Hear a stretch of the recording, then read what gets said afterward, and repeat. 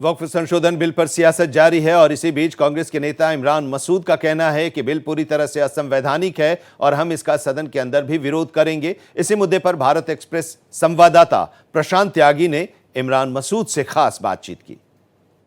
केंद्र सरकार के द्वारा अब लगभग तय हो गया है कि वक्फ अमेंडमेंट बिल को लोकसभा में इस सत्र में लाया जाएगा। ज्यादा बातचीत के लिए लोकसभा सांसद कांग्रेस के इमरान मसूद हमारे साथ है। सर, लगभग तय कर लिया गया है कि कल वक्फ अमेंडमेंट बिल को लोकसभा के अंदर टेबल किया जाएगा। इस पर आपकी प्रतिक्रिया, क्या तैयारी आप लोगों की? देखिए, ये पूरी तरीके से असंवैधानिक है। संविधान की कई धाराओं के ऊपर ओवरलैपिंग है। हम लोग पहले से इसका विरोध कर रहे हैं और पार्लियामेंट के अंदर भी बोलेंगे और हमें जरूरत पड़ी तो हम कोर्ट भी जाएंगे।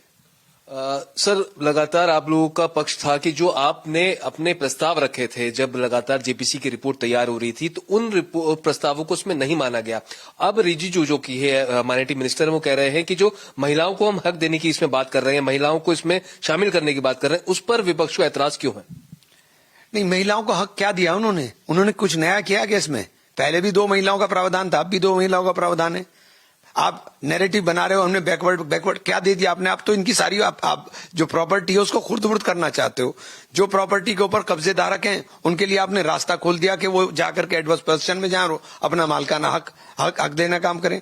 20-20 करोड़ की दुकान को 200-200 रुपए किराया आ रहा है, तो आप उसके ऊपर क्या किया? उसके ऊपर कुछ नहीं किया आपने। जो कब्जा कर लिया है उसका सजा का प्रावधान घटा दिया आपने।